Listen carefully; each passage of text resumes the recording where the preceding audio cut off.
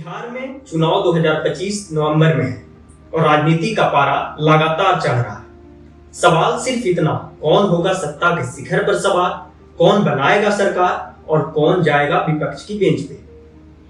स्वागत है आपका पॉलिटिकल बज में। मैं हूं आपके साथ हर्ष कुमार। आज हम बिहार की पूरी राजनीति का पोस्टमार्टम करेंगे, पार्टी दर पार्टी, जाति दर जाति और मुद्दा दर मुद्दा।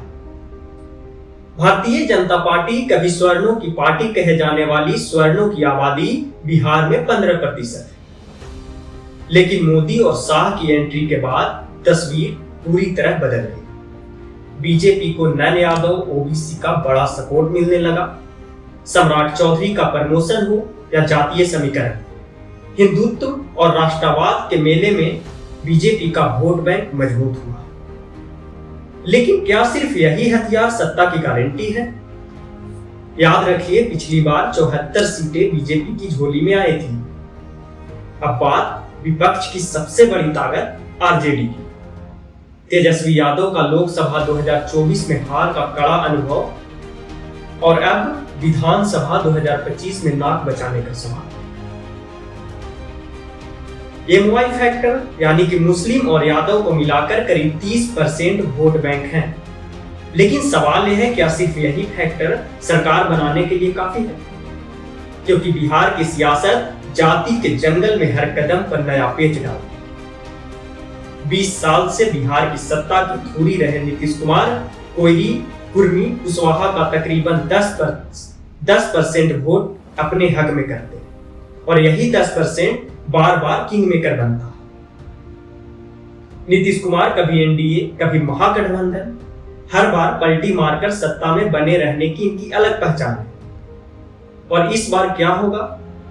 क्या नीतीश कुमार फिर खेल पलटेंगे?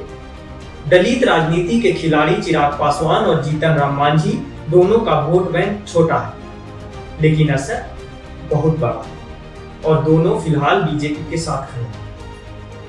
लेकिन कहानी में ट्विस्ट लाए हैं प्रशांत किशोर, यानी कि पीके की जनसुराज आंदोलन ऐसे नेताओं को साथ लाए हैं जिन्हें बीजेपी ने किनारे कर दिया। उदाहरण के तौर पर उदय सिंह उर्फ पप्पू सिंह को आप ले लीजिए, जिन्हें बीजेपी ने छोड़ा और जनसुराज ने उन्हें अपनाया है। तो क्या प्रशांत किशोर बीजेपी का वोट काटेंगे या फिर सिर्फ माहौल बनाकर रह जाएंगे? अब बात मुद्दों की। बेरोजगारी, पलायन, ये दो शब्द बिहार के हर परिवार की कहानी है। लाखों युवा नौकरी के लिए दिल्ली, मुंबई, बेंगलोर की तरफ भागते हैं। गांव खाली हो रहे हैं, घरों में सिर्फ बुजुर्ग रह गए हैं। क्या इस बार ये मुद्दे जाति राजनीति पर भारी पड़ेंगे? और अब सुनिए सबसे बड़ा एक्स फैक्टर, ईबीसी, यानी कि गुटनिरपेक्ष अति पिछड़ा वर्ग और महादलित। यही होंगे किंग मेकर, क्योंकि इनका वोट बैंक इतना बड़ा है कि अगर वे बीजेपी की तरफ झुक गए तो सत्ता एनडीए की, और अगर आरजेडी की तरफ झुक गए तो खेल पूरा बदल जाए। 243 सीटों का ये खेल में पिछली बार आरजेडी 75 सीटें, बीजेपी 74 सीटें और जेडीयू 43 सीटें, यानी सत्ता का अंतर सिर्फ कुछ सीटों का था। इस बार भी आरजेडी बनाम बीजेपी मुकाबला कड़ा होने वाला है। तो बिहार चुनाव 2025 कौन जीतेगा, कौन हारेगा और किसके सिर सजेगा ताज?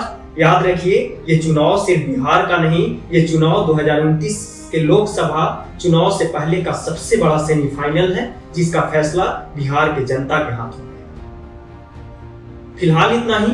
देखते रहिए पॉलिटिकल बज, क्योंकि यहाँ हर न्यूज बनती है डिबेट। और अगर आपने अभी तक चैनल को सब्सक्राइब नहीं किया है तो कर लीजिए और बेल आइकन ऑन रखिए, क्योंकि पॉलिटिक्स से जुड़े खबरें सबसे पहले आप